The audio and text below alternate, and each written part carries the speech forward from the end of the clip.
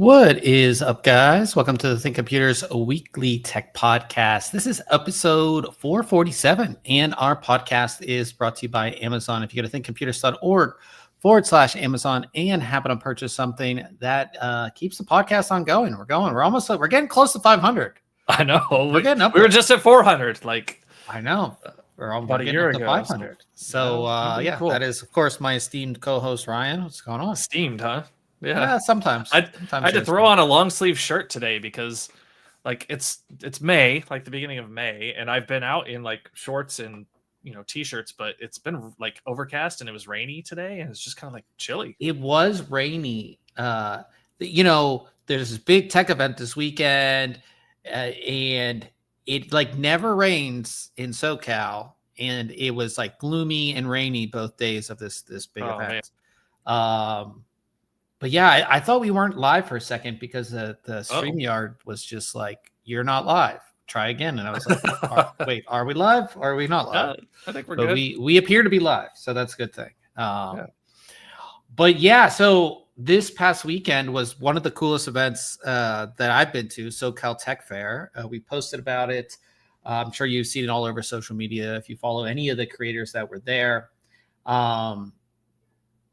Just an awesome event. Put on by Jace 2 Cents, iBuyPower, Height, and then there were a ton of other brands that were there. Intel was there, AMD was there, Asus was there, CyberPower PC was there, Pulsar was there. Who else was there? There was a ton of people there. Well, and you kind of worry sometimes. Every now and then you'll hear these stories about the Mr. Beast event that happened in Vegas that didn't actually happen really. It was a total letdown. Or these Minecraft events for kids and people show up and it's just a total scam, right? Thankfully, it sounds like this was nowhere near that. This was really awesome. This was such a cool event because we're in a time right now where getting PC hardware is hard. One, because of availability. Two, because of price and build and there is uncertainty when it comes to your income and things like that. So people aren't necessarily inclined to build a new PC and all that kind of stuff. So there are some really cool things going on. I think one of the coolest things going on at this event was AMD. I don't know how many they had. They had a lot. If you went to their booth and you brought any old CPU, could be Intel, could be AMD, any old CPU, they gave you a new, I believe, 9700X and a B850 motherboard. Just gave you. Yeah. So if as long as you brought an old CPU, doesn't matter. And was this notated ahead of time? Or was this just So okay. Jay put out a video maybe 2 days before, and he did say that. Wow. And I did bring a CPU to do it, to make a video to give to somebody, but they ran out. I wanted everybody who actually needed a CPU to get this, you know what I mean? But I did bring one to make a video to then give it to somebody, but they ran out. But I think that was super cool. As soon as people got in, because we were allowed in before everybody else got in, and then everybody lined up at the AMD booth. Everybody lined up. Yeah. So that was super cool. On top of that, Intel was giving out ARC graphics cards, NUCs, all kinds of stuff. They were just giving out, which was really, really cool. And then Jay had essentially a yard sale, and there was a lot of stuff there, and a lot of really unique things that maybe only reviewers get, in super high-end motherboards. Again, when you review a motherboard, you review it, and then it just goes right back in the box, right? So all of this hardware, graphics cards, iBuyPower was selling graphics cards, Height was selling stuff, all at discounted prices. So it was that's cool. If you were in need of new hardware, this was the place. This was the place to go. And I think that was the coolest thing about it. There's so many people came to get deals on PC hardware and different things. So I think that was one of the really, really, really cool things about the events. And then every booth essentially had a raffle or something going on as well. So a lot of giving back to the community. There were panels. There were some really cool events. They had hundreds of old non-working motherboards, and they had a contest where you could stack these motherboards up which was pretty cool. So let me find some. So they had like all of these old motherboards, a ton of them, and you could essentially like stack, like that was the contest to like stack them up, and then you could win stuff by doing that. There was, like I said, there was a lot of really cool things going on at this event, and if you lived in SoCal, it was definitely worth going to. Yeah. Even just like for the, like, you could bring any old CPU and get a brand new one. Intel posted on social media, like the oldest CPU, or AMD posted, they like the oldest CPU they got was like an i3-86 that somebody brought out. Oh wow. Yeah. It was pretty cool. And like I said, it didn't have to be working, it could be broken, like it didn't matter. You know. So that was super cool.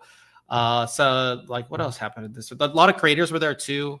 John Tech, who we've had on this podcast, was there. Trisha Hirschberger was there, of course. J2 Sense was there. Gutsy Aiden was there. Austin Evans was there. Hall of Tech was there. Like there were so many cool people there too. So if you were fans of any of these people, you could hang out with them. The Poets was there. There's a lot, like I said, a lot of cool people there. I only went on Saturday, but I heard it was great on Sunday as well. And I really hope that this event continues, because it brought, like, I was driving down. So it was held at iBuyPower's warehouse, which we got to do a behind the scenes kind of like walkthrough, which was really cool as well. But it was held at their warehouse, and then you drive down and it's like in this industrial area. And I was like, wonder how many people are going to be at this thing. And I showed up about a half an hour before it opened, and you driving by, and the line just like went around the block. Wow. I mean, there were a ton of people excited for this event. So definitely cool to be a part of. And like, obviously, shout out to iBuyPower, Height, and J2 Sense for inviting us, because it was a lot of fun. Cool. Yeah, that would have been cool. Yeah, no 3D printing stuff there, Ryan, for you. So that's all right. It's okay. Yeah, but no, I think they might have had a 3D printer for sale. Maybe. I think they did. I don't remember. But yeah, like I said, lots of cool stuff. Like I said, I hope they continue to do it. I got to meet the Liquid House people in person. They had a build there, which is really cool. I got to meet PC Works, who's another modder. He actually lives literally 5 minutes from me in San Diego, which is kind of crazy as well. So yeah, like I said, lots of super cool stuff at SoCalTech Fair. Hey, he called out Asus. Don't you worry, he did. Asus is there. I got to see JJ at Asus. I didn't even know he was going to be there, but it was great to see JJ. It's always good to see JJ in person. You know, yeah. They had a booth showing off some cool stuff, and next to their booth was, I forget the name of the game, but we were talking about this game weeks ago, Ryan. Right, when we wanted to find a RTS, we were looking for a real-time RTS, and I was just like over there talking to JJ, and then the guy was like, do you want to try this game? And I was like, oh, what game is it? And it was the game that we were thinking we were going to get, and he gave me a full rundown and gave me a discount code for the game and stuff like that, because it is available on Steam now, and he was telling me all about it. He's like, we want it to feel like StarCraft, but have Warcraft elements. Yeah, Stormgate. Yeah. Yeah, they were there with Asus. It was, like I said, it was such a cool event. Lots of ton of stuff, like lots of stuff going on. Yeah, I mean, just, I guess I had so much fun. It was just like cool to hang out with, like, I feel like when you're at those events, those are like your people, you know? Yeah. Like one of the many perks of being on that coast in that area, right? Yeah, well, that's like to these events, and that's one of the reasons so many people are headquartered out there. I kind of moved. Well, one of the driving factors of me moving to this area was to be able to go to more events like that. And it was really cool to see everybody and talk to everybody and do all of that. So yeah, really, really, really cool event. So again, shout out to J2 Sense, Height, and iBuyPower for putting it on. And of course, everybody else was there. Asus, CyberPower, Intel, AMD. Like, it was just an awesome event. So that's cool too, that like they allowed CyberPower to be there, right? Like, I was kind of surprised. CyberPower are like competitors, but it's cool that they, it's a community thing, right? Yeah, that was like the whole thing of the event was like community. It wasn't like we're competing or, it was just like, we're here to give back to the community. maybe tell some people about our products, give away some stuff, and just like be there. And it was really, really cool. That's cool. Also got behind the scenes at iBuyPower. We got to see their whole warehouse, got to see their studio where they make all of their content, got to see everything. And there was like boxes and boxes of graphics cards. And it was like, yeah. And then they had like this old hardware section, like stuff that's like just super. And there were some really old processors there, some really, really old graphics cards. Like, what do they keep that stuff for? Just for I like think they just like posterity or whatever. Yeah, or I think they like, just like kind of keep some of the older stuff. Yeah. But there was some really, really, really interesting hardware that was there, and they also told us some horror stories about getting systems back. Oh man, yeah. That have like bugs and roaches in them and stuff like that they get in. But we got to see their testing, like where they do all the tests before they send the systems out, where they assemble everything, all that kind of stuff, which is really, really cool. So yeah, it was like I said, very, very cool event. And like I said, hopefully it continues every year and gets bigger as well. This was kind of like a first run of it, so maybe next year it's in a bigger place, more companies are there. It'd be, it was really cool. Awesome. Yeah. So that's what I did this past weekend. So lots of fun there. But we also got some reviews done this week. So we'll jump into our reviews, guys. We do have our show notes page here too, if you guys do want to follow along. That has everything that we're going to be talking about this week. Links to everything. So if you want to click through and get more information, it is all going to be right there. But we will start out with our reviews in the Thermaltake TR100 mini tower. And we saw a row of these at CES back in January. Yep. And finally got my hands on one and built a system in it. And I have to say that I think you would really like this system too, Ryan, because I liked this when we saw it. So when it comes to mini ITX, you have like essentially, well, there's the crowd that wants it as small as possible, right? Like the 13-liter, real small, super small form factor, right? Right. And then you have like people like me who like, maybe I want a small system, but I want it to be cooled efficiently. I want a little bit more space in there to work around, because if you've ever done a build in a mini ITX case that's like super small, it is a pain. You got to think about when you put stuff in, right? Like sometimes order of operations can be. And then like if you like miss something or forget to connect something, then you have to take everything. It can be a pain. So this case is their sort of new small form factor mini ITX case. Has I call it the external GPU enclosure look, more of like a rectangular kind of look to the case. We have the white version here. Currently is available white, black, blue, and matcha green. They have a couple other colors, some like neon colors that will be coming later. But the cool thing about this case is that it's incredibly functional, and it's just slightly bigger than your normal mini ITX case. And there are a couple of reasons for that. One of the biggest reasons is that in the top section of the case, you can actually fit a full-on 280 millimeter radiator in the top. So this top section right here, this is a cooling bracket that does come out as well. So that's one of the reasons this is bigger. Second reason, so it can support larger graphics cards. So you can do a full-on 3-slot. So you can see you can fit a 3-slot graphics card there, and I believe up to 380 millimeter in the graphics card slot. And the entire graphics card slot section itself is fully removable. So there's a bracket here. You can take this whole thing out if you want to. I didn't need to in my case, but this is going to fit pretty much your modern graphics cards. So that's one thing that's nice about it. Has a built-in riser cable, so you can connect your graphics card no problem. Has a GPU support bracket on the inside as well. Supports SFX and SFXL power supplies. There's the bracket right here. That's also removable, so you can get everything installed. And they don't block the back of, they have like a cutout here in the bottom, you can see. So all these small cases have this extension cable. You can see, and let me bring it on the other side. So where is it? So you have your power extension cable so you can connect power to the outside. And a lot of these smaller cases, they have that, but then they block off the rest of the power supply, meaning that it's mounted in the case and you can't access the power button, because sometimes you need to do like a real power cycle by pressing the power button. Yep. Right.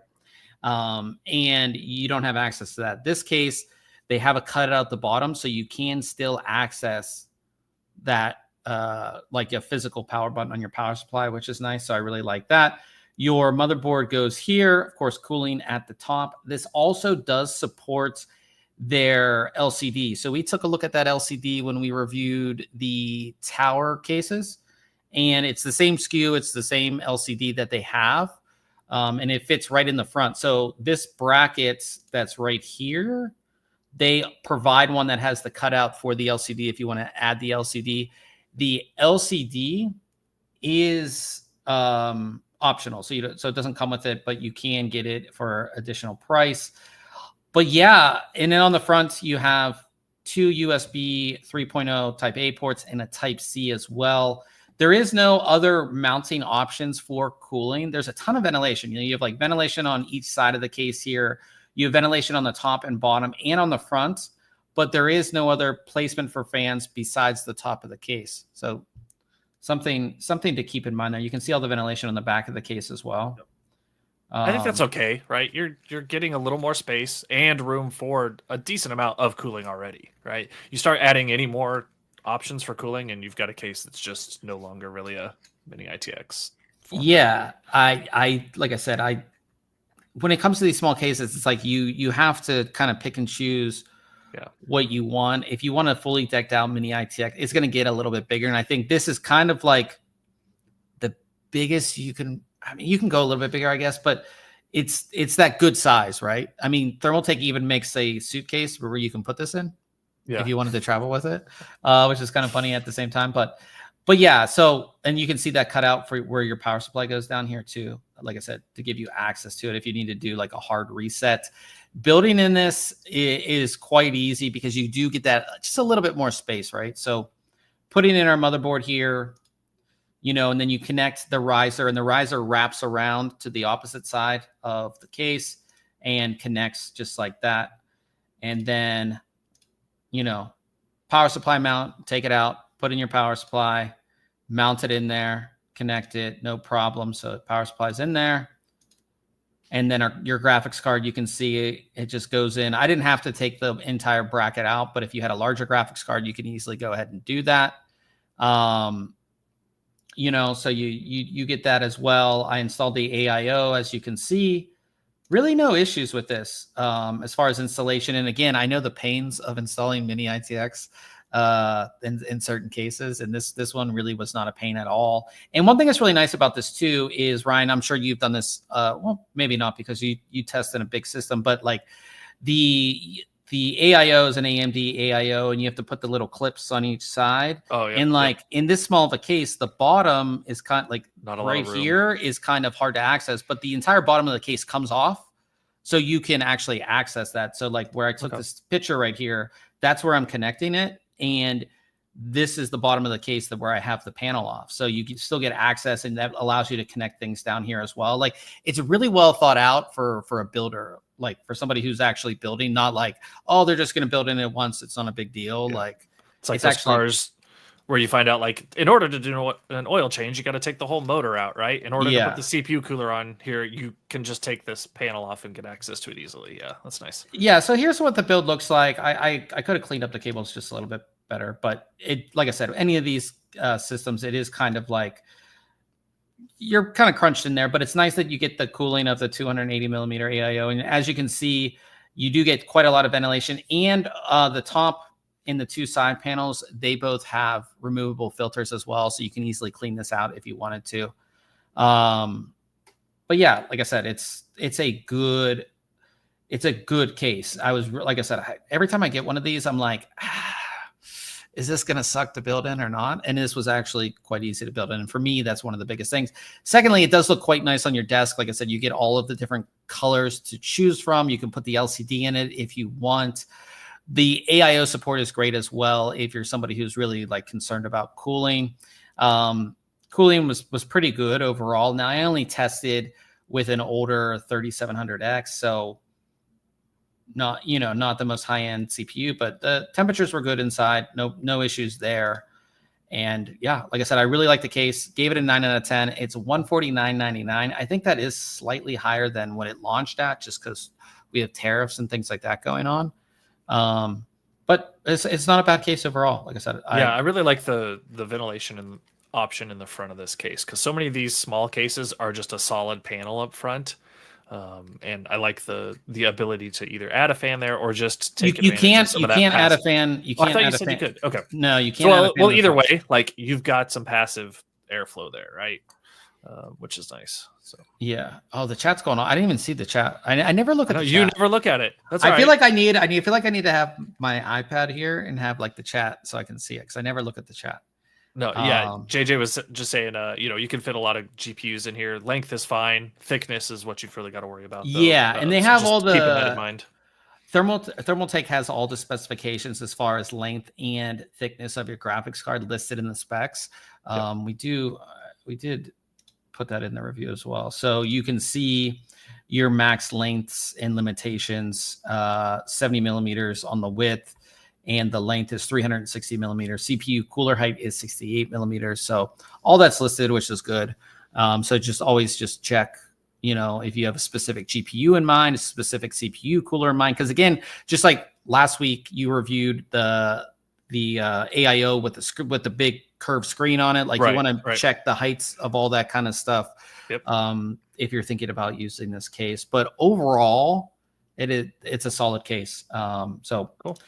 So yeah, check out the review if you are interested. And then I also took a look at, I swear I had it here. Hold on. You do this all, you're like, I swear I do it all the time. I was going to bring it to the show. I don't. Oh no, I do have it. It's right here.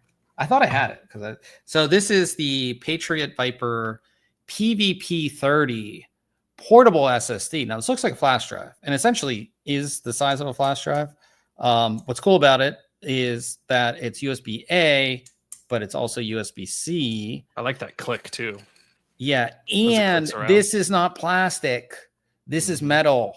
That's it. Like I have another one, which I'll show you. I have this one, and this one is made of plastic. This one is made of metal. One, it's going to protect it better. Two, metal, because we have a fast drive here. Metal is going to, of course, be, help with your heat and everything like that. And another thing I like about this one compared to the other one is the actual Type-C connector. Hold on, let it not get on my eyeballs. There it goes. The actual Type-C connector is just slightly longer because this one, the Type-C is shorter. And if you're trying to connect it into certain motherboards with IO shields, it doesn't want to go in all the way. Or like a modern iPad or iPhone that's got a case, right? Yeah. You might have to worry about that too. So this, like I said, it is technically a portable SSD, and it's 1,000 megabytes a second, and it will work with pretty much any type of device because you have Type A and Type C. So that's your PC, your Mac, cell phones, portable gaming consoles. It's going to work with everything, and I like it quite a lot. One, because they sent me the 2 terabyte version. So this is 2 terabytes in this little thing that you could just carry in your pocket. 1,000 megabytes a second means that it's definitely fast enough to be an editing drive, like a portable gaming drive. You could run OSs off of it. You can do all that stuff in this little drive. And pretty decently priced too. So as far as pricing goes, you can get it in 512 gigabyte, 1 terabyte, 2 terabytes. And those pricing is, let me just bring it up for you guys. So the pricing, 512 gig is $45.99, 1 terabyte, $72.99, 2 terabyte is $132.99. So about around the same price as current portable SSDs, USB 3.2 Gen 2. But I just love the size. The size and it's just so easy. And again, because I don't have to worry about cable either. So I don't have to worry about a specific cable or anything like that. Supports Apple ProRes if you want to use this with your phone. Like, I don't know what else. What else would you want, Ryan? Did you check any thermals? JJ was asking. Could be. Yeah. So during our testing, no thermal throttling on this at all. When I usually test with ADA64 or we test with AutoDisk Benchmark, and typically when we see thermal throttling, we'll do this test, and like right here at 12 megabytes, if we get a thermal throttle, which we've seen on a lot of internal M.2 SSDs without heat sinks over the years, it will start to throttle. But yeah, no issues. I mean, it gets hot, but no thermal throttling issues. I think that's the big thing. But yeah, you're right. This is pretty compact for an SSD solution. But that metal body, like you said, helps, right? Just I think passive dissipation. If they threw that into like a plastic case, you could possibly end up, Yeah, it would be interesting because this one from Kingston, I tested a while back. It would be interesting to test these both and see how temperatures go between the two. Yeah. But overall, it is, like I said, it's a nice little drive. Having 2 terabytes. I mean, again, I know we talk about like portable SSDs, like you can get something like this in a 2 terabyte as well, but just like the form factors are just different, right?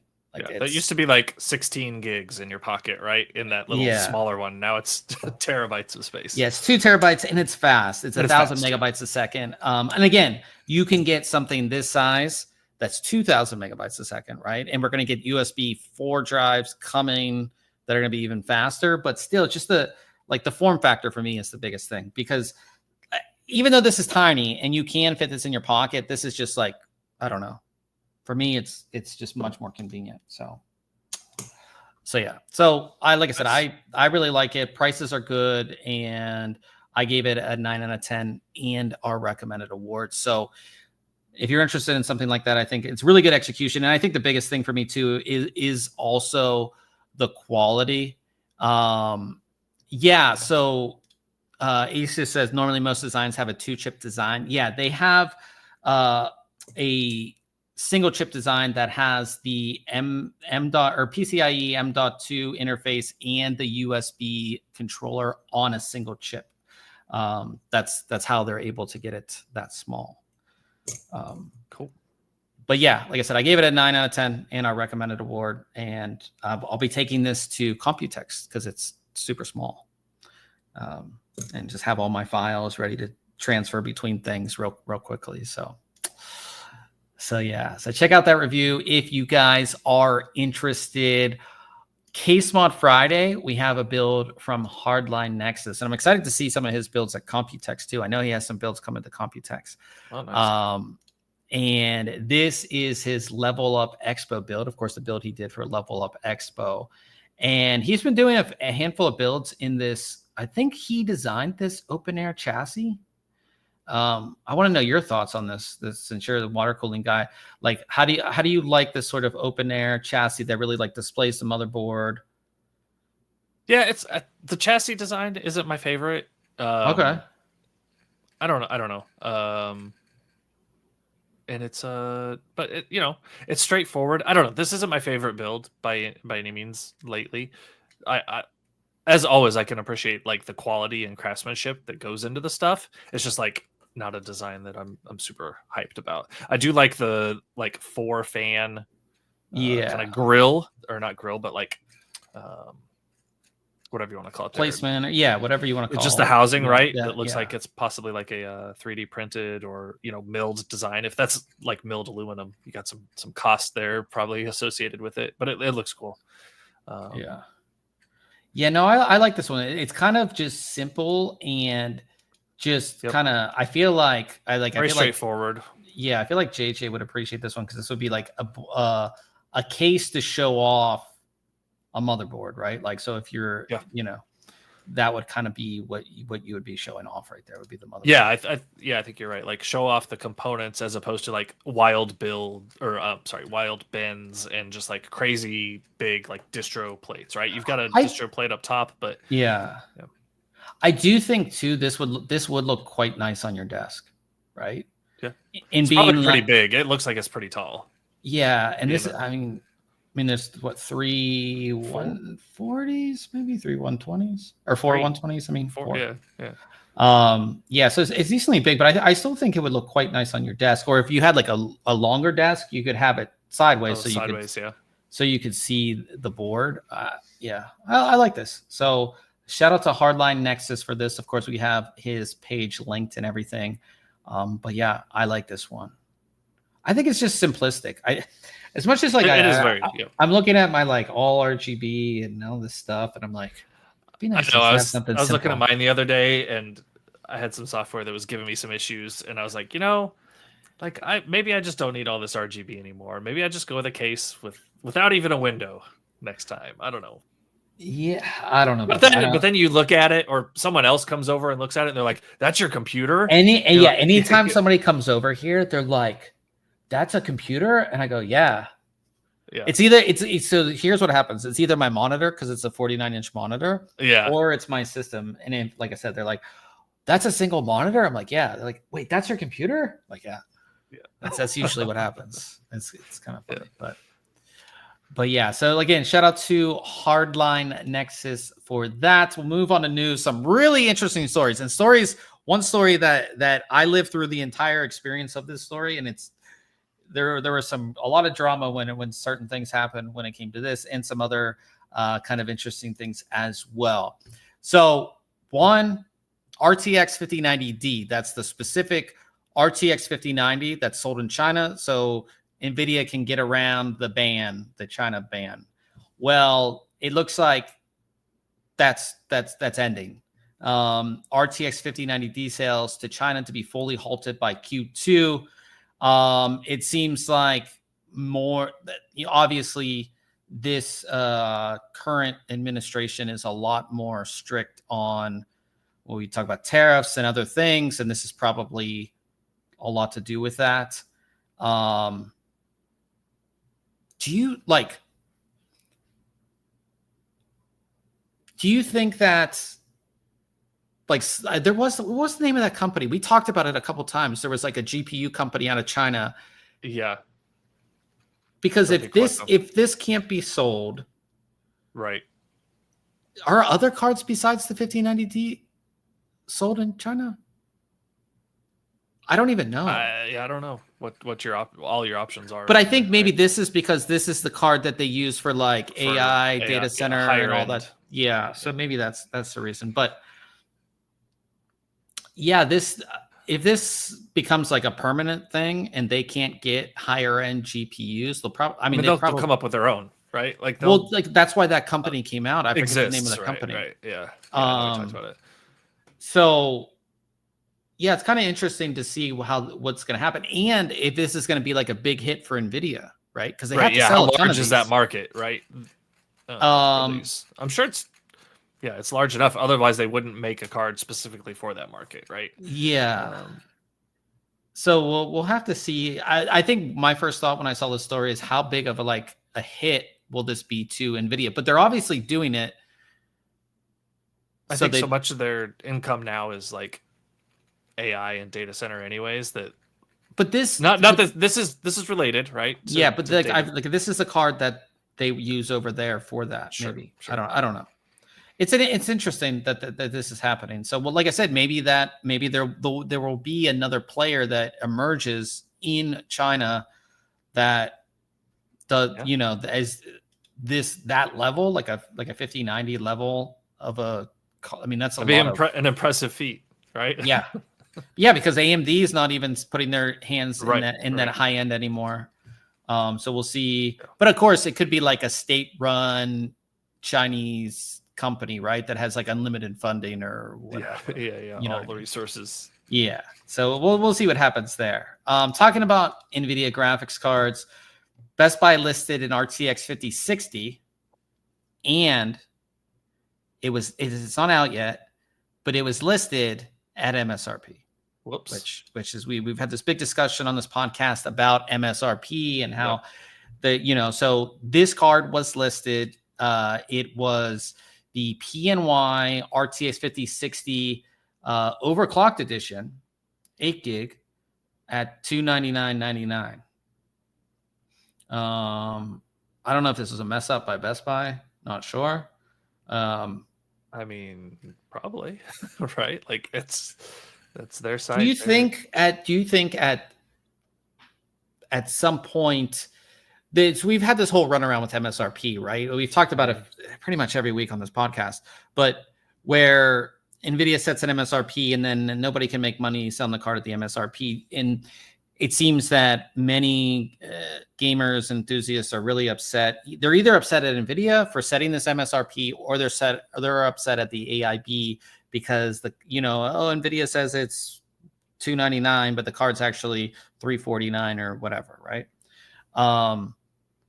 Do you think for this launch, maybe NVIDIA is like, okay, we're going to set an MSRP that's realistic for the AIB to make a card that they make money off of? Or do you think this MSRP is just same old, like maybe there'll be one card that you could possibly get maybe, and then everything else is $50 over MSRP again? I think that's probably closer to what we were looking at. Now, it is interesting that this is like you kind of mentioned, the OC version, the overclocked.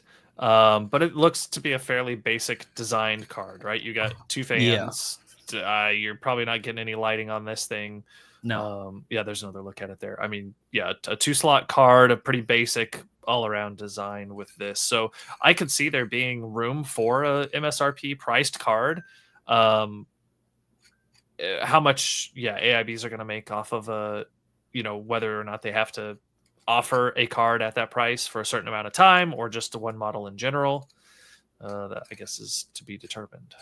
Yeah, it's gonna be an interesting launch for this card. May 19th is supposed to launch. Yeah. So a little bit of time here. Yeah.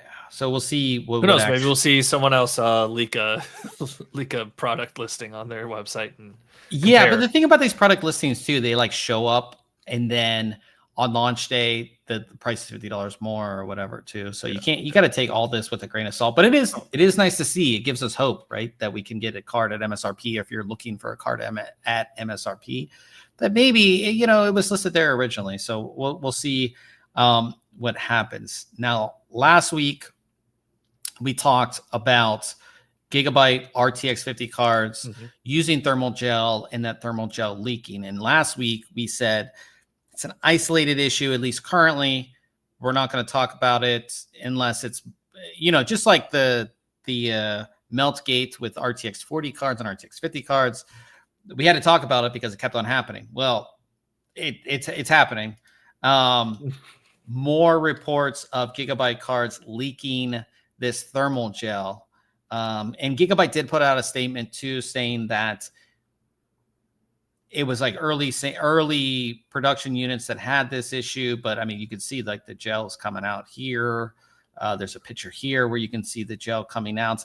And to my knowledge, they are the only company that's using this thermal gel.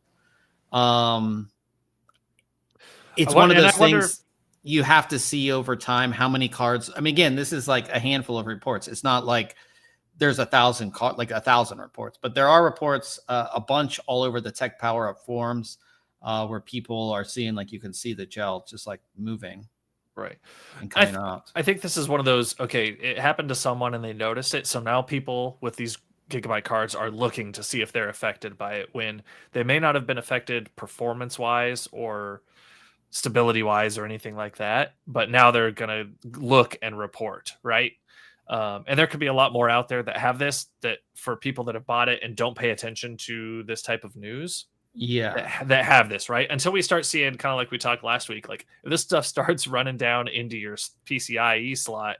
Well, not even that. I mean, you have like metal sitting on top of your. Right. Yeah. Or you start to get performance hits, right? Because there's no thermal material between those two components, right? Then we're not going to see it. But I don't know. Well, I guess, like always, we'll just keep an eye on it and see if we get more and more reports of this. Yeah, it's interesting. Like I said, in my mind, I'm like, whoever made this decision is kind of in trouble right now.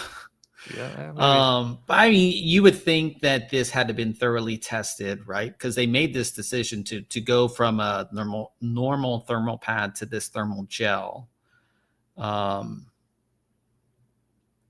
So yeah, it's one of those things. We'll just have to see down the line how many more reports there are, and maybe if they make the change to go back to some, if this continues to happen. Did they get a bad batch of these pads, right? The initial batch for all their testing units and early samples were like no issue, and then like you end up with a bad mix or a bad batch of these that affect some. I don't know.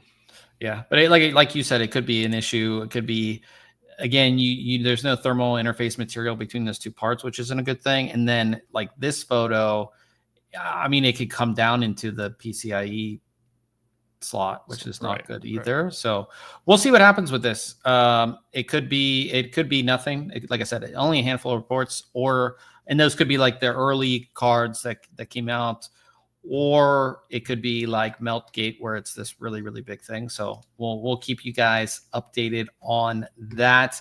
If you did buy an RTX 50 series graphics card, you can get Doom: The Dark Ages for free. Until May 21st, Doom Dark Ages RTX 50 bundle. You get the premium edition of Doom: The Dark Ages, which is a $100 value, with the purchase of an RTX 5090, 5080, 5070 Ti, 5070 graphics card, or laptop with a RTX 5090, 80, 70 Ti, and 70 GPU in it. So nice. We get something, right? We get something for buying our graphics bundles card. Right? Yeah. So I have seen some of this game. It does look quite good. Oh yeah. So yeah. So like I said, we're always a fan of this. Remember, you used to get like 3 games, 4 games back in the day? Yeah. You could kind of choose sometimes. Yeah. Yeah. But like this is a premium title. If it has $100 price tag attached to this. What is? Do we know what the premium gets you? Is it maybe like some in-game like content or something? Yeah, I'm not sure. Yeah. Old man in the chat says, I've seen loose gel in a Gigabyte WindForce 5070 Ti card. That's not good. Yeah, like I said, it's interesting to see this. You would think they would have tested, or maybe the batch that they tested was like a different mixture, as Ryan alluded to, than the final one, or vice versa, or something like that. Because I would assume it's this thermal gel that it's a mixture, and then you're putting it on the components. I guess that's how that process would work. This is the one that he said, Gigabyte WindForce 5070 Ti. Yeah, like I said, it's one of those things, and I think if you'll see enough, you'll get like a, you can RMA your card, or I'm not sure how that process would work, or anything like that. Also, on the Intel side, Intel on graphics has been pretty quiet, kind of quiet. Yeah. But it looks like Intel, their Battlemage B770 GPU is supposed to launch next quarter. This will compete on the same level as like an RTX 5060. Expected possibly to be unveiled at Computex, or previewed at Computex coming up. As I always say with Intel, I'm a fan of competition. I think that, like I said, that performance level is a very popular. It's probably the largest band of gamers and consumers is going to be in that price level. So I like it. And having another, typically Intel has been pretty aggressive on pricing, and we've seen them work quite well on the driver as well. One of the biggest things we've seen over the years is like, oh yeah, like another competitor comes out, but like the driver never gets updated. Right. Yeah, and they had some issues early on, but then they really worked hard to continuously improve that software. So yeah, so like I said, it's going to compete with the 5060 series, 64 Xe cores, 16 gigabytes of GDDR6. So it should be a good competitor. And again, that 16 gigs, again, that makes it viable for AI things too. If you want to run an LLM and mess around with all that kind of stuff, having the 16 gigs is good there as well. So if this does come out of Computex, I assume I'd see it there when we're at the show. So we'll definitely let you know. But definitely, like I said, Intel's been a little quiet, so we haven't seen a ton of leaks about it either. So like I said, we'll see what comes out of all of that.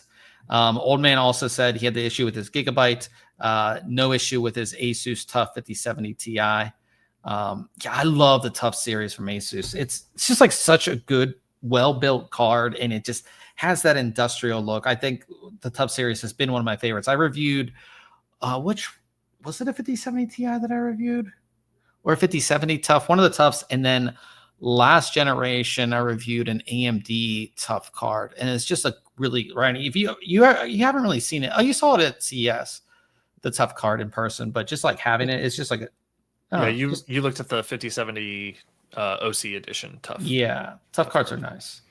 Talking about Asus, now they put out this interesting desktop, and I saw the release and I was like posting this up about it because it's a gaming desktop system. So Asus is going to sell a pre-built gaming desktop. So I'm like, okay, this is a gaming desktop, right? And I'm going through and I'm posting this and I see this main image, and then I look, I'm like, wait, why is it? What is this? Why? Like, I'm like, oh, this is a render. Like maybe they just put the CPU cooler. And then I look here at this photo and I'm like, wait a minute, what motherboard is this? Like what? And then I look at the specs, and the interesting thing about this, the big thing is they're like, oh, RTX 5060 Ti GPU, which is, pretty good for like a pre-built and all of that. Then I'm like, wait a minute, Intel Core i7 136020H processor. So this is a mobile processor and a sort of like proprietary motherboard layout. Yep. And we've seen this, and we've seen it from a ton of companies who do pre-builts. I'm just not a fan of it. One, because you can essentially only ever upgrade the graphics card, I guess. Yeah. Maybe like your M.2, because it looks like there's an M.2. Yeah, the M.2 slot right here. Yeah. And above it, between the that's a weird, yeah. But yeah, I like having a laptop style CPU in a desktop. I don't know.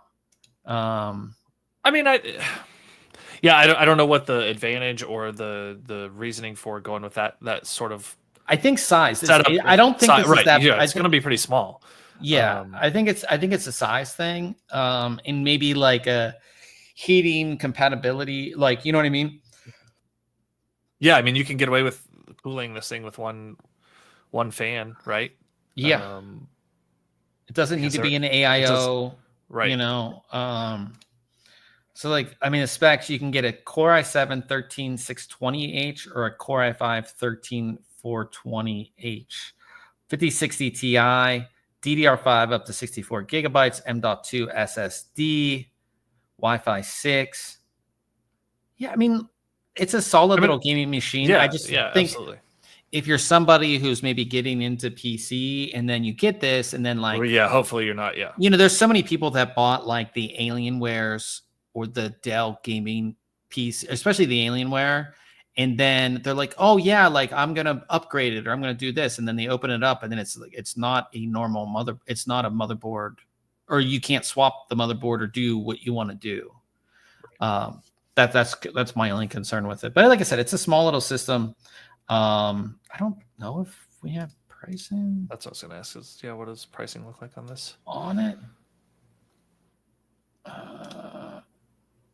I'm not sure, or if it's even available for sale just yet.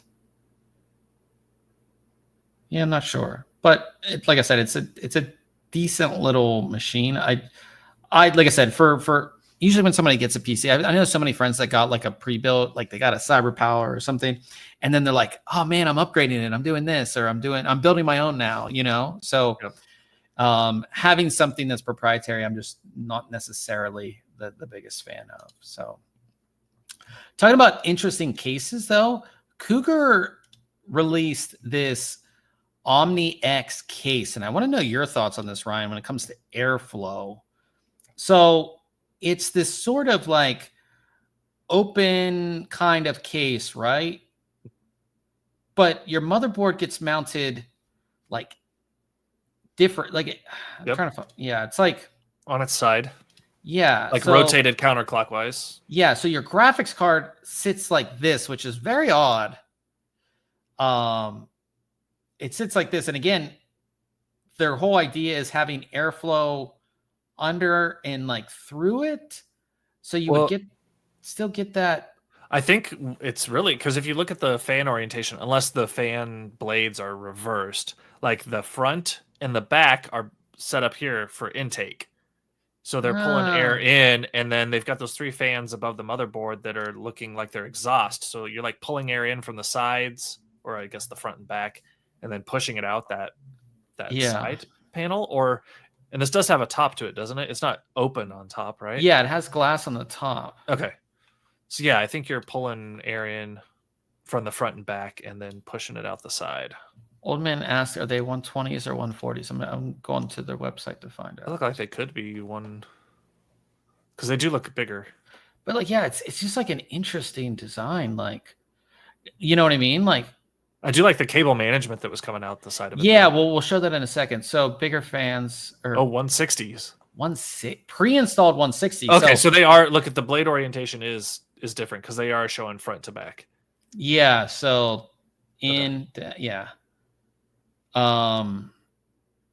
Yeah, reverse and forward blade fans. It says. So. Yeah, but the thing is, say down the line, right? You want to like put in some different fans, like where you get 160s? Yeah. But Cougar, no, I guess. Like the reason I wanted to like this is very different, right? Every so often we see a different design. We saw one from Lee and Lee a little bit ago, which I reviewed.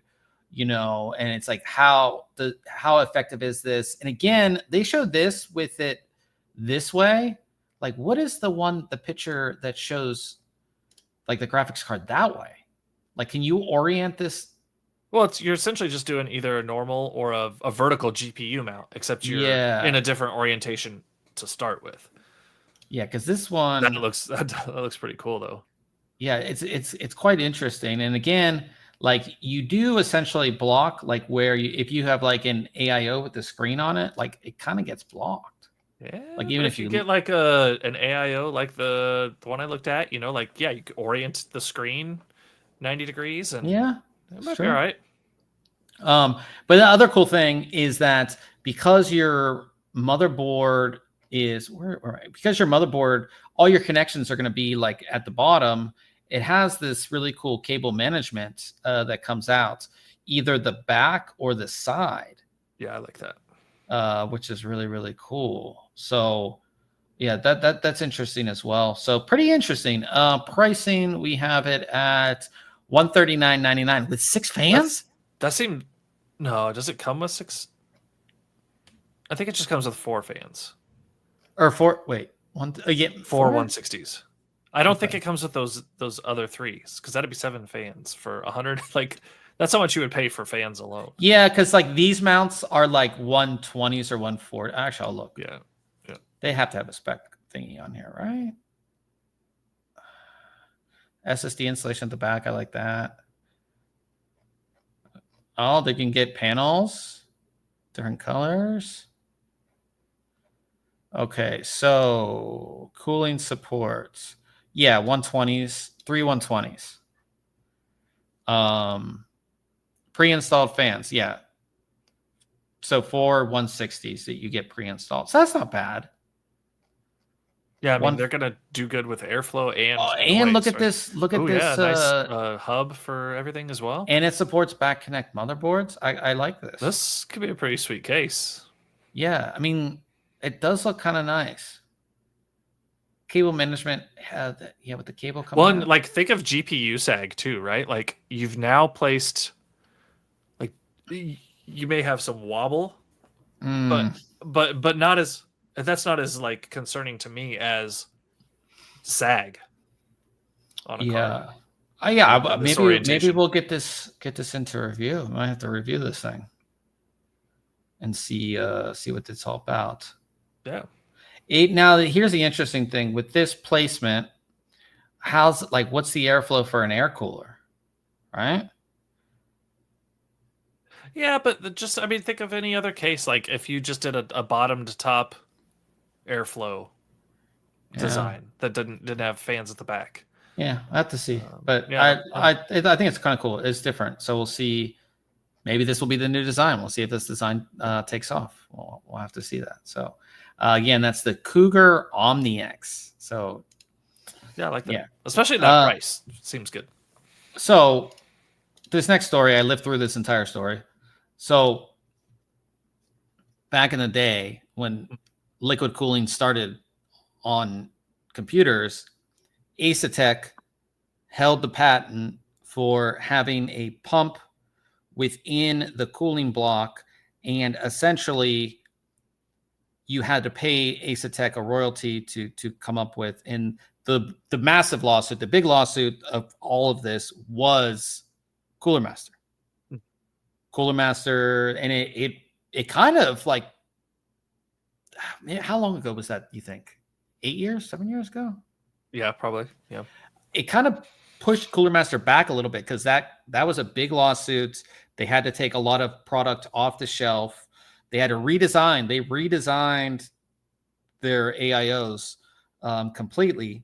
Yep. And the patent that Asetek holds just expired. So this patent for the pump within the block has expired, which essentially allows anybody to make their own design that has the pump within the block. Now, we have seen over the years people come up with designs where the pump is mounted in here. Yep. The pump is in the line. We've seen that. We've seen different designs, and we've seen Asetek revisions where they license it to a ton of different companies as well. And like you had to use this, like the mounting hardware was the same on a lot of them because it was Asetek built. And I'm sure, Ryan, you dealt with that over the years for a long time. It now seems that because this patent has run out, Asetek is trying to sell the company. I don't know if anybody wants to buy the company just because. I mean, I think they could continue to innovate and license their product to companies that don't want to spend the R&D money that it takes to come up with your own design, right? They farm that, they do the work and then license it out to those companies, right? Yeah. So that's their income. It's cheaper for those companies to have a design, and it also kind of like makes you wonder, like, will we see super cheap, inefficient, badly designed ones now? That have the pump in the block now because they don't have to worry about patents, so they can just put out crap, Right. They can do whatever. Maybe. Yeah. And Old Man in the chat says, I remember SwiftTech having problems with Asetek. They designed their 240 millimeter AIO to avoid Asetek's patent. Yeah. I mean, so many companies, that's what they did. They did do it to avoid the patent. And I think Cooler Master, like initially, I don't remember, but we definitely covered it. Cooler Master tried to avoid it at some way, but Asetek for years was quite strict on their patent, and they went after a lot of companies to do that. And I think they went after SwiftTech for a while too, and it was a big thing within the industry for a very long time because, it was just like, and I think at the time I was like, Cooler Master could like go under because it was a really big lawsuit. It was a really, really big lawsuit at the time. And again, they had new product coming out, and then they had to like cancel all of this new product that was coming out. And there was a lot of issues within the industry because of it. So it will be interesting to see what this does for the cooling. And like Ryan, you'll see different some different players probably, like we always like people who don't make like or design their own AIOs. They always tell us, oh, this is like Asetek Gen 5 pump or Gen 5 design or whatever. So now, Ryan, you might see some other. I don't know. I go back to the whole like, do they want to spend that money for R&D for it? Yeah. Right? When you've had this relationship with a company. Now, of course, if they are looking to sell, it definitely devalues the company. Yes, because you don't hold the patent, you can't enforce it anymore. So somebody could essentially, like I said, just copy the design and put out their own. So yeah, quite interesting. I just remember all of that drama, all of it for for a very long time. There was a lot of drama with Asetek. So also on the Asus side of things, some supposedly leaked images of the ROG Ally 2 have come out. Here's one of them. You see these pictures. Got some fingerprints going on there. Yeah. So I don't know if these are real. We don't know. And then there's a white one that looks very Xboxy-ish. And we saw that teaser from Asus a while back. Yep. That looks very Xbox-ish. So not sure. I would really, I really wanted to see like an Xbox, like Xbox's own thing, right?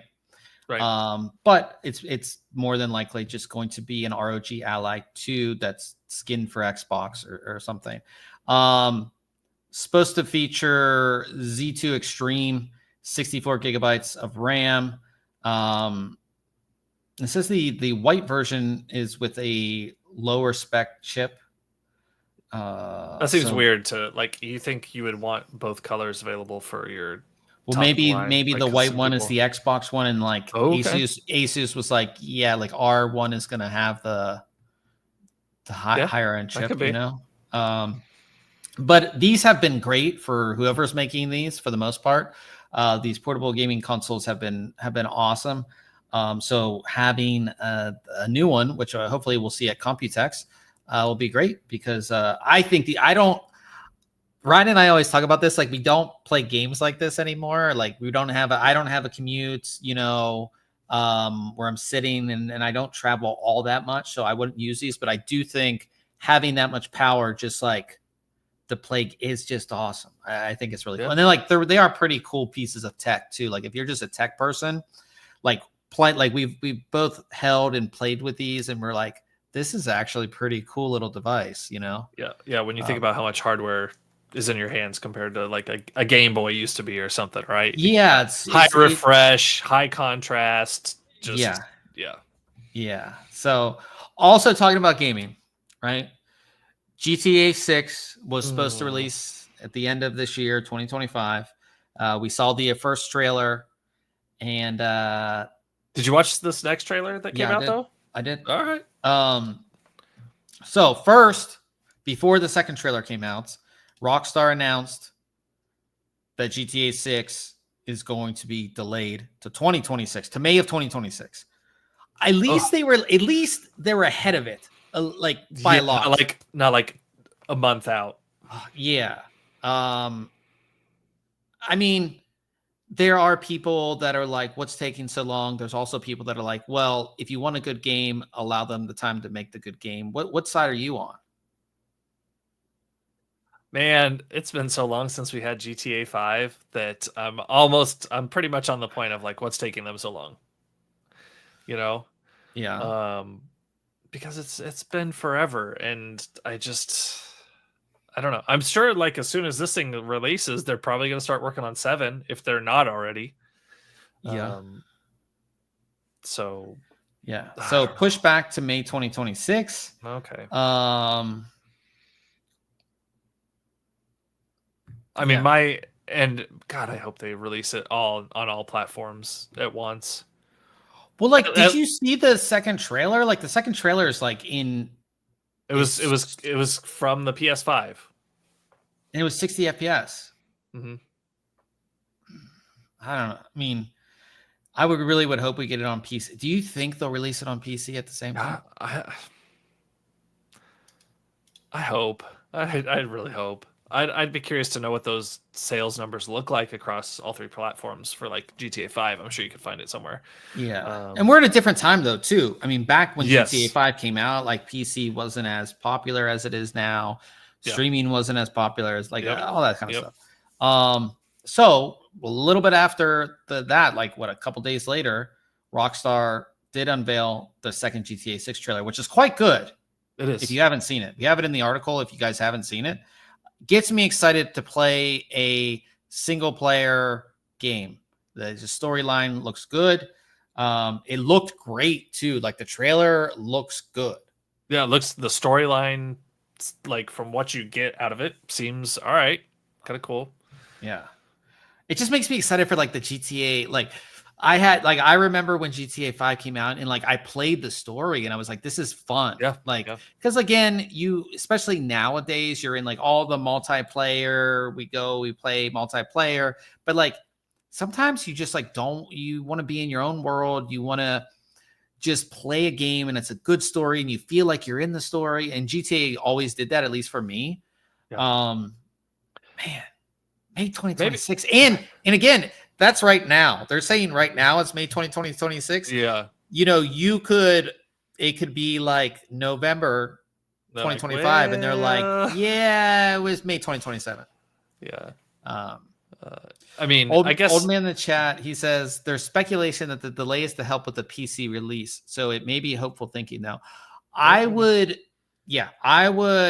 rather wait to May 2026 if it comes out on PC at the same time. Sure. Yeah. I guess this gives me time to actually finish the GTA 5 story because I didn't ever finish it. I notoriously never finish games. I'm the same way. But yeah. But yeah, check out the trailer. It's awesome. So just get you excited, but then you're like, it's not a long time away. Also, games that are a lot of fun. Looks like there's going to be a Gears of War Reloaded coming out, launching this summer. And essentially it is Gears of War, but now you're getting 4K 120 FPS support on it. And it's going to be in celebration of the 20th anniversary of Gears of War. Do you play Gears of War? Nope. Also, awesome storyline. Awesome storyline. Yeah. I know it was a super popular game. I'd never had an Xbox back in the day that played it because it's Xbox exclusive, right? So I never had an Xbox. So do you realize we played at 1280 by 720 when this game came out? I know. I was looking at that. I was like, holy cow! Yeah. Really? So it's been upscaled to 4K, up to 120 FPS. Which would be so much fun to play. I would love to I would just wish I had this time. Somebody in the chat just asked, do you have a video on how to build an IQ Link 3500X case with 360 millimeter fans? The one that I did, the 3500X, mine had fans in it. It was the RGB version. So you mean with 3 120 millimeter fans? Is that what you mean? I reviewed the RGB version that comes with the fans pre-mounted. Yeah, so they're building for the first time and don't know exactly what they're doing. They put everything in the motherboard. I have to put it in. Yeah, it kind of depends on if you're, like Bob said, you got the case with the fans. Did your case come with the fans? I feel like the fans are not the hard part. Because everything's pre-wired, because it's the IQ Link fans, Ryan, the ones that just have the single connector. So, and it's all pre-run. You just have to run. I think you have to run power. You have to run power to the IQ Link controller, and then connect the USB to your motherboard. No, it's not 360 millimeter fans. It's 3 120s, which adds up to 300. Yeah, 360. Yeah. Let's Yeah, I pulled up the page for the. Let's do this. Let's bring up. We'll do it live. We're doing it live. And I have 2 extra fans. So here we go. 35. What CPU cooler? So are the fans that you have installed these ones right here that I'm showing you on the page? Are those already installed in the case? Those are the fans that come with it. The ones that are right here. We'll bring up another one. Hold on. He says yes, or they say. Yeah, so those are pre-installed. So these are pre-installed, and then they're pre-wired to the controller. So if you, let's see, I gotta go to the second page. So you have your controller right here. So coming off of this controller, you have to make sure that's plugged into power, and I believe USB comes off of this. You have to plug that in. Ooh, he has the ROG Ryujin 3. Yeah, that's nice. So that cooler won't connect up to this IQ controller or anything. It will. Yeah, it runs on its own. It has software. its own software and connections. So it won't chain into this platform. You can still use it in this case and build. It just doesn't connect to the IQ Link interface. Yeah. But yeah, so you put everything in. Is your system turning on? Like you have everything installed, your graphics card, everything. And it's just not booting, or does the cooler go on top? Yeah, you can mount it on top, just like Bob did in this. Yeah, so you have the Ryujin, right? So I have a 360 millimeter AIO right here. You can see. So I mounted it just like this. So with the Asus, it's the same thing. You just mount it on the top, just like this. Let me get some better photos of the one that I did. So you can see that I mounted it right up here. Let me see if I have some pictures of it in the installation. So you can see. It's nice when you review a case, you can actually help somebody. Yeah. Who would have thought, right? But yeah, so it gets installed right on the top. You mount the radiator, which is this long part. Does that come with the fans pre-installed, Ryan? Yeah, I think so. I don't know. We reviewed that too, but okay. No, yeah. I mean, I just put everything that needs to go in. Oh, to go in the motherboard. Okay. Now I need to put it in the case, but I'm trying to find a video that has the same parts. Oh, gotcha. I mean, really, it's putting. So you've got your CPU, your cooler mounted, or your CPU, your RAM, and your SSD. That can just slide right into the motherboard pretty easy. Don't make sure your cooler isn't attached to your motherboard yet, right? Because you want to do that after it's mounted inside. But really, it's a fairly easy process. I'm guessing your motherboard's new enough that it has a built-in I/O shield, which is just the back with all your USB ports and everything. But really, that should just kind of hold it, set it there. You know, tip the case on its side so you can put the motherboard into the case flat, and then just line things up and push it to the back. Yeah, like in this picture, Bob's got the case on its side, right? So it's laid down. That way you can just set the motherboard in there flat and push it to the back. And so it should sit in there just like that. You know, he's got the motherboard, the CPU, and the RAM, and the SSD. That's essentially how yours should look at this point. Yeah. And then you would mount the radiator up here, and then after that, you would mount it onto your CPU. The Asus does have, like I said, if you check out the instructions, it should run you through it, but you essentially want it to end up looking, like this, right? With the AIO being connected and all of that. And we have a review of that Ryujin 3 cooler, actually two reviews, because you had a version of it. Yeah. And I did as well. So which also have installation pictures on each of those as well. For installing that, which looks like Bob's gonna pull up here. Oh wait, no, I didn't install mine in the case. Oh, okay. Where do the two extra fans go that I bought? So you probably don't need. Yeah, that's right there to the right. This one. And they are both 360 millimeter fans. Those 360 millimeter fans must be huge then, because they're not three. Yeah. There's a 360 millimeter fan would be like, I don't even know how big. What is that like? Yeah, that's 15 by 15 or yeah. No, that's not it. It would be huge. But yeah, this is what the cooler looks like fully installed in Ryan's system. Right, very much the same. That there is 360 millimeters worth of fans.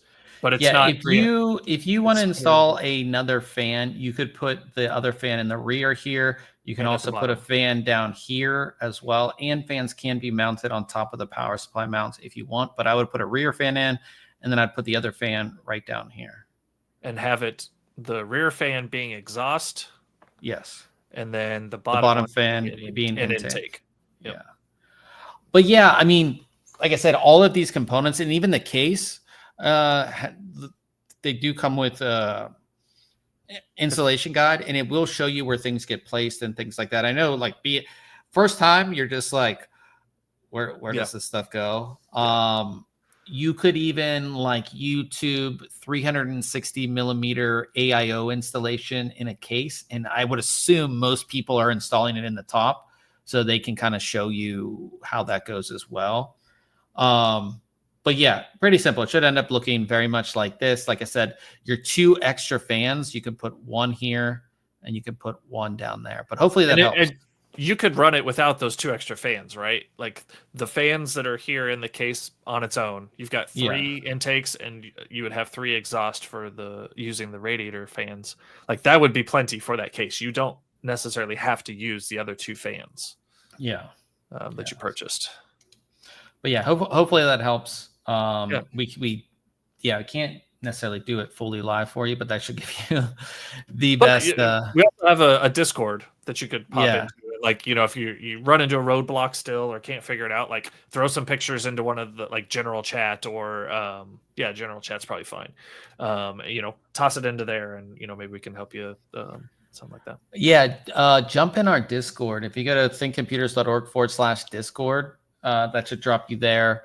Let me bring up, I'll put it in the chat as well. If you're overclocking the CPU, wouldn't you need extra? Not necessarily, no. They're not going to make enough of a difference.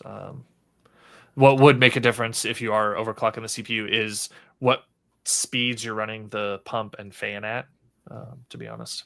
Yeah, let's... I dropped a Discord link in there, so you should be able to see it.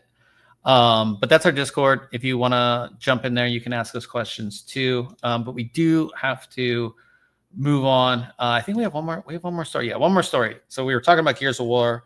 Obviously, Xbox. Microsoft has increased the prices of their Xbox because of tariffs. So $100 difference in the Xbox Series X. So going from $499, Ryan, to $599. Okay. Yeah, it's expensive. I know. It's kind of the same way with my 3D printers. Like they jumped over $100, but it's nice. The company's running $100 coupon. Like the price is increased over $100, but they're running $100 off. And there was somebody on Facebook Marketplace I saw today that was selling one for like the same model I have, pretty new, for a really nice price. But it's like an hour drive away from me, and I just don't want to deal with the drive. Yeah, but yeah, prices of stuff are I think you're going to see it after Computex. There are going to be some more price things when it comes to tariffs and stuff. So that is the news for the week. As far as we have coming up next week, I'm taking a look at a case. Can't tell you about it till next week, but it's a new case, so definitely stay tuned for that. And then Ryan, you're taking a look at a Corsair AIO. Which one are you taking a look at? I forget the name of it. It's a pretty... It's not flashy. Like I've looked at... like last week was the Trix Panorama SE360, right? Which has that curved LCD and everything. It's the Nautilus RS, is it not? Yes. This one. Yeah. So it is not a flashy AIO by any means. Yeah. So there's no lighting on it at all.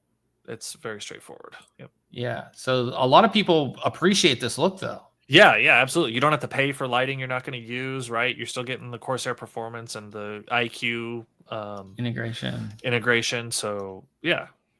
So Ryan will have that next week. I will have case review, and so that brings us to the end. Question of the week. I mean, this is kind of like a given, but GTA 6, when it does come out, will you be purchasing? Yeah. If it's $100, will you purchase? I don't know. That's the rumor. It's going to be 100. I'm going to have to buy if it was coming out like this fall, like we expected, I would have to buy another SSD or a larger drive because I'm almost out of space on in my really system. Yeah. Wow, I never run out of space. I've still got. What do you have on there? I still have 2.5-inch, SATA SSDs in this thing. But they should be like pretty high capacity, are they not? They are. I have all NVMe's, and I don't have like game. I have a couple games. I have like 2 games. Well, you say high capacity. They're not. I mean, they're like terabyte each. So. Oh yeah, same. I probably have like 3.5 terabytes of storage on here total. But like, I have my secondary NVMe drive is just like I put all my raw video and like all my editing video on that. So like, that thing's full. I use all these, and then I transfer stuff off to NAS. That's what I do. And and I put stuff on the NAS, but then I'm like, okay, I want to make sure that NAS is then backed up to the cloud, and I know it has, so I just need to clear stuff off, right? Yeah. It becomes a thing. It's a whole process. Yeah, it's a whole process. Any other tech related stuff you want to talk about?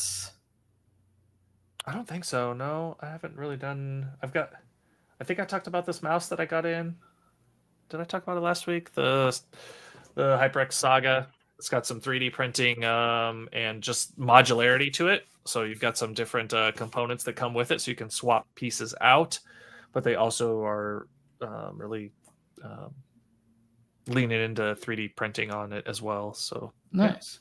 Old man in the chat says, speaking of game consoles, I was looking at Craigslist and there are a ton of obvious scams. System being listed much lower than, but yeah, like I said, when times get tough, there's definitely scams, and there's technically that. I mean, there's always scams, but you see a lot of scams when it comes to a lot of GPU scams and stuff too. So just use your smarts. You should be able to see which ones are pretty unbelievable. So but yeah, guys, that is it. We're going to go ahead and wrap things up. Of course, we are going to be continuing the stream over on Twitch. Ryan runs that stream. We're playing some games tonight.